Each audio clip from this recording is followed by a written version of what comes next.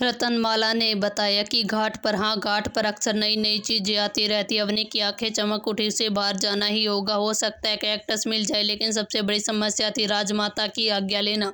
राजमाता रानियों के महल से बाहर जाने के सख्त खिलाफ थी। आखिरी 7 रानियों को इसी महल में रहना होता था। बहुत ही पुराने और कट्टर विचारों की महिला थी वो। अवनी उन्हें गुस्सा दिलाकर मौत को दावत नहीं देना चाहती थी। तुम्हें लगता है राजमाता हमें बाहर जाने की आज्ञा देगी? रतनमाला ने ना में सिर हिलाया। अवनी शरारत से मुस्कुराई। 1 घंटे बाद रतनमाला बगीचे में हुई धागे से कढ़ाई कर रही थी, लेकिन उसका ध्यान दरवाजे की तरफ था। कोने में एक दरवाजा था जिसे खोलते ही लंबा गलियारा था और फिर महल से बाहर। अक्सर महल में सामान लाने वाले व्यापारी यहीं से आया करते थे। रतनमाला ये सोचकर घबरा रही थी कि उनकी रानी दासी के बेस में महल से निकल पाई होगी या नहीं। महल में व्यापारी बड़ी बड़ी बग्गियों में सामान लेकर आते जाते रहते थे। ऐसे ही एक बग्गी में छिपकर अपनी आसानी से बाहर निकल गई। महल से निकलते उसने आवाज दी, रुकिए। व्यापारी ने चौंक कर बग्गी रोक दी। अब अवनी अब बग्गी में से एक स्त्री को देखकर वो इंसान हैरान रह गया। अवनी ने अपने ऊपर से घास फूस झाड़ी और मायूस होकर बोली, बराता हमें क्षमा करें, हमें इस तरह आपकी बग्गी में नहीं आना चाहिए था, परंतु हम मजबूर थे। हमारी रानी के पिता बेहद गंभीर स्थिति में है, हम उन्हें देखने जा रहे हैं। अवनी ने पहले ये कहानी सोच ली थी। दरअसल इस व्यापारी का नाम सत्यवीर था। नोबेल के मुताबिक सत्यवीर माता पिता की सेवा करने वाला बेहद ही दयालु व्यक्ति था। फीमेल लीड भी कई बार इस सत्यवीर की बग्गी से महल बाहर गई थी और किसी को पता नहीं चला था, इसलिए अवनी ने भी सत्यवीर की बग्गी को चुना। सत्यवीर ने इस स्त्री को देखा जो खुद को दासी बता रही थी, परंतु दासी तो कहीं से नहीं लग रही थी। सिर्फ दासी के बस्तर पहन लेने से कोई दासी नहीं हो जाता। इतनी रूपवान स्त्री अवश्य ही रानी ही होगी। हो सकता है रानी के पिता का स्वास्थ्य ठीक न हो, इसलिए ये बाहर जा रही हो। सत्यवीर को राजनंदिनी पर दया आ गई और बोला, उचित है, परंतु तुम्हारे पास दोपहर तक का समय। सत्यवीर का मतलब था दोपहर को वापस महल जाना होगा, इसके बाद उसकी जिम्मेदारी नहीं होगी। शुक्रिया भरात। अवनी खुश होकर बग्गी से उतरकर घाट की तरफ चली गई। सत्यवीर को चिंता सताने लगी। ये स्त्री बेहद रूपवान है, भले ही उसने घूंघट कर लिया, फिर भी उसे उसकी चिंता हो रही थी। राजनंदिनी, यहाँ पर हम अवनी को ही राजनंदिनी कहेंगे, घाट पर गई थी। वहाँ पास में एक छोटा सा बाजार भी लगता था जहाँ नए नए कपड़े, खाने पीने की चीजें मिल रही थी। पर राजनंदिनी को तो कैक्टस के पौधे की ही तलाश थी। बहुत ही देर के बाद पूरा बाजार खोलने के बाद उसे कैक्टस कहीं नहीं दिखा। वो निराश होगी। लगता है यहाँ कैक्टस नहीं मिलता, यहाँ पर आने की मेहनत मेरी बेकार हो गई। तभी राजनंदिनी के कानों में एक स्वर पड़ा, एक छोटे से बच्चे का स्वर। बच्चा। और राजनंदिनी ने न इधर देखा न उधर, तो कोई भी नहीं दिखा। शायद उसका वहम होगा, सोचकर वो आगे बढ़ने लगी, लेकिन फिर से एक वैसा ही स्वर आया, बचाओ हमें। अब तो राजनंदिनी को पक्का यकीन था उसका वहम नहीं था, कोई सच में उसे मदद के लिए पुकारा। वो इधर उधर देखते हुए चलने लगी कि शायद उसे वो स्वर नीचे कहीं से आ रहा है। शायद कोई नन्हा सा बच्चा होगा। अब राजनंदिनी लोगों को साइड करते हुए नीचे देखते हुए उस बच्चे को ढूंढने लगी। वो इतनी मगन थी कि उसे ध्यान ही नहीं दिया। लोग दोनों तरफ बट गए थे और सामने से राजकुमार रुद्रयान चले हुए आ रहे थे। उनके पीछे उनके सैनिक भी थे। अब बीच में अकेली राजनंदिनी सिर झुकाकर कुछ ढूंढते हुए, और राजकुमार रुद्रान का राजनंदिनी पर ध्यान ही नहीं गया।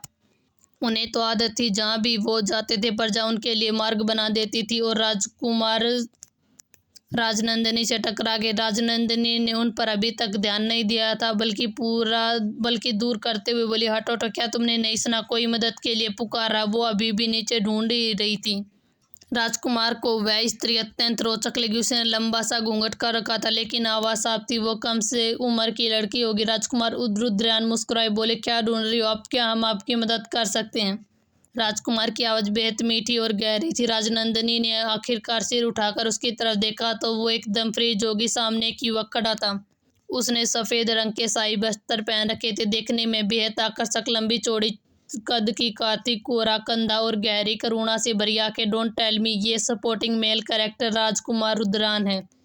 नोवेल में बहुत सारे सपोर्टिंग मेल कैरेक्टर थे। ये सब फीमेल लीड से तब मिले थे जब वो बार बार मेल लीड से दूर भागती थी। सभी सपोर्टिंग मेल लीड में राजकुमार रुद्रान ही मेल लीड की टक्कर की पावर रखते थे। एक बार इसी राजकुमार ने राजनंदिनी को मारने की धमकी दी थी। जब उन्हें पता चला था कि राजनंदिनी फीमेल लीड को मारने की कोशिश कर रही है। फिलहाल वो सीन और समय अभी नहीं आया था। राजकुमार रुद्रान इस स्त्री के द्वारा ऐसे घूरे जाने से बिल्कुल अचंभित नहीं थे।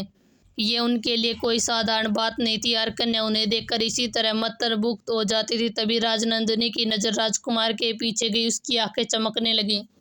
हटिए सामने से, राजकुमार को धकेलती हुए राजनंदिनी ने नीचे देखा। राजकुमार अचंभित रह गए। जमीन पर एक बोरी पड़ी थी, उसमें से कांटे निकल रहे थे। मिल गया, आखिरकार हमें मिल गया। राजनंदिनी ने खुशी से उछलते हुए उस बोरी को पकड़ लिया। कांटे उसके हाथों में चुभ गए और उसके हाथों से खून निकलने लगा। राजकुमार की सुंदर भौहें तन गईं। ये स्त्री ऐसे कैसे कांटों को छू सकती है? क्या आप ठीक है? राजकुमार ने उसे पूछते हुए 2 कदम उसके पास गया तो राजनंदिनी 2 कदम पीछे होगी। मैं अभी यही हूँ, जाओ। It is impossible. कैक्टस चुभने से तो दोबारा मुझे अपनी दुनिया में लौट जाना चाहिए था। मतलब ये तरकीब अभी काम नहीं आएगी।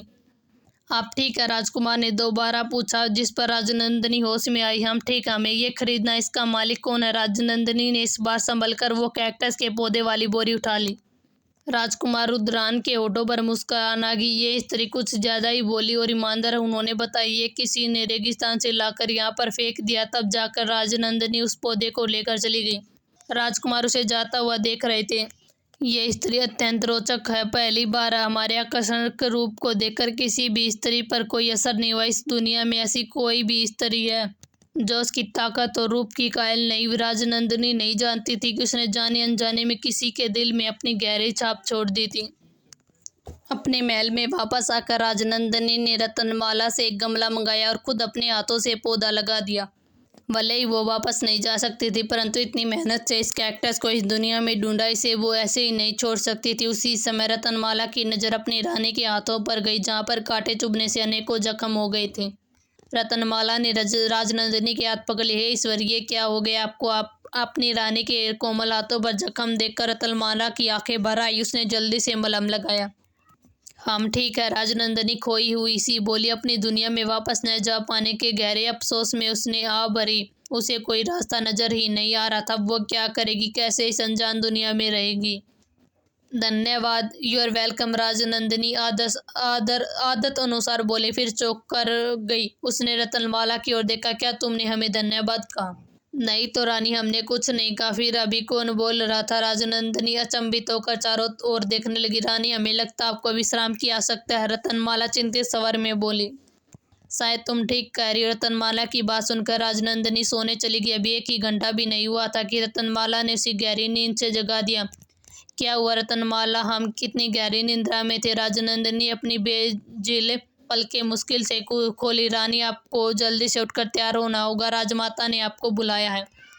राजमाता ने क्यों? राजनंदिनी की नींद राजमाता का नाम सुनकर ही गायब होगी। बिल्कुल सही। तो हमें भी नहीं पता, लेकिन सुना है किसी को सजा मिलने वाली है, इसलिए राजमाता ने सभी रानियों को, राजकुमार को भी बुलाया है। राजनंदिनी की आंखें बड़ी होगी। मतलब आज फाइनली मैं मेल लीड से मिलने वाली हूँ। वही मेल लीड जिसने राजनंदिनी को मारा था। राजनंदिनी की आंखों में डर समा गया। बेचैनी से वो चक्कर काटने लगी। नहीं, मुझे नहीं डरना है। फिलहाल तो वो मेरी तरफ देखेगा भी नहीं। नोवेल में लिखा था उसे अपनी किसी भी रानी में इंटरेस्ट नहीं था सिवाय फीमेल लीड के। अगर वो फीमेल लीड से पंगा नहीं लेगी तो मेल लीड का ध्यान उसकी तरफ जाएगा ही नहीं।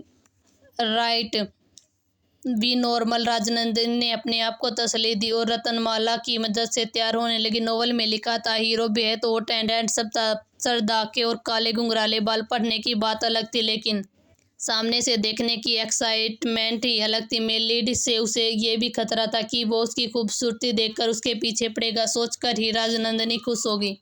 रतनमाला के साथ वो सभागार की बढ़ रही थी, जहाँ राजमाता जरूरी फैसले लेती थी। पूरा राजमहल बेहद ही विशाल और खूबसूरत हर जगह जहाँ नजर जाती थी खूबसूरत बगीचे और फुहारे ही नजर आ रहे थे। राजनंदिनी का तो बगीचों से अलग ही कनेक्शन था। मॉडल दुनिया और इस दुनिया के बगीचों में बेहद ही अंतर था। यहाँ बगीचे बेहद ही खूबसूरत थे, रंग बिरंगी फूल, हरी गहरी घास। राजनंदिनी ये सब देखकर बहुत ही खुश हो रही थी। रानी सी घर चलिए, राजमाता ने ही बुलाया है। अगर विलम्ब हुआ तो अनर्थ हो जाएगा। रतनमाला अपनी रानी की चींटी जैसी चाल देखकर परेशान होगी।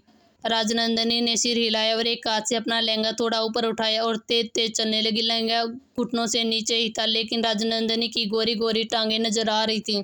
रतनमाला चंबित रह गई। उसने तुरंत अपनी रानी का लहंगा नीचे किया। ये क्या कर रही है रानी? इस तरह आपको किसी ने देख लिया तो क्या सोचेगा? हम तेज भी चलना है और ये भारी भरकम लहंगा भी नीचे रखना है। ये हमसे नहीं होगा, एक काम करो, हमारे पैरों में पहिए लगा दो। राजनंदिनी चिढ़कर बोली, अच्छा आप शांत हो जाइए। रतनमाला ने अपनी रानी को शांत कराया और हाथ पकड़ लिया। पहले भी रानी कई बार गिरते गिरते बची थी, पता नहीं उनकी रानी को क्या हो गया। सभी स्त्रियां भारी लहंगों में ही रहती हैं। एक बार फिर राजनंदिनी का पैर लहंगे में उछला और वो मुंह के बल गिरने लगी कि रतनमाला ने उसे संभाल लिया। संभल कर रानी। क्या संभल कर? हम बता रहे हैं, जिसने भी इस लहंगे का निर्माण किया है ना, हम उसे कूट डालेंगे। राजनंदिनी दांत पीस कर बोली। क्या कह रही है रानी? आप संभल कर चलिए। रतनमाला अपनी रानी को शांत करते हुए बोली। आजकल उसकी रानी ऐसे अजीब शब्दों का ही इस्तेमाल करती थी जिससे उसकी बोलती ही बंद हो जाती थी। कुछ दूरी पर दो राजकुमार राजनंदिनी को जाते हुए देख रहे थे। उन दोनों के हाव भाव से स्पष्ट था कि उन्होंने राजनंदिनी की सारी वार्ता सुन ली है। राजकुमार रुद्रयान मुस्कुराए। राजकुमार अद्विक, क्या ये आपकी रानी काफी हिंसक है? राजकुमार अद्विक यानी कि नोबल के मेल दिखने में राजकुमार रुद्रान की तरफ बेहद ही रूपवान थे, परंतु जहाँ राजकुमार रुद्रान कोमल स्वभाव के थे, वही राजकुमार अद्विक बेहद कठोर एवं पत्थर दिल थे। फिर भी दोनों में घनिष्ठ मित्रता थी। अपने मित्र के सामने अपनी रानी की ऐसी हरकत से राजकुमार अद्विक शर्मिंदा हो गए। उन्होंने अपने सेवक से ठंडे स्वर में पूछा, कौन सी रानी थी वो? राजकुमार, वह रानी राजनंदिनी थी। चंद्रप्रभा महल से सेवक ने सिर झुकाकर कहा। हम राजकुमार अद्विक ने अपने मित्र की ओर देखा। राजकुमार रुद्रान, आप जाकर हमारे महल में प्रतीक्षा करें, हम कुछ क्षणों में आते हैं। उचित है मित्र। राजकुमार रुद्रान के जाने के बाद राजकुमार अद्विक विषबागर की ओर चले गए। जब तक वो पहुंचे बाकी सभी आ चुके थे। उनकी नजर अनायास ही कोने की तरफ चली गई, जहाँ पर वही राजकुमारी राजनंदिनी ऐसे सिर झुकाए हुए बैठी थी जैसे सभा कक्ष में सबसे डरपोक बच्चा सबसे छिप कर बैठता था। राजकुमार राजनंदिनी का सिर इतना झुका हुआ था जैसे वो सिर्फ अपने चरणों को ही देख रही हो, बाकी कुछ देखने की उनमें हिम्मत ही न हो। राजकुमार अद्विक के होठों पर हल्की सी मुस्कान आ गई।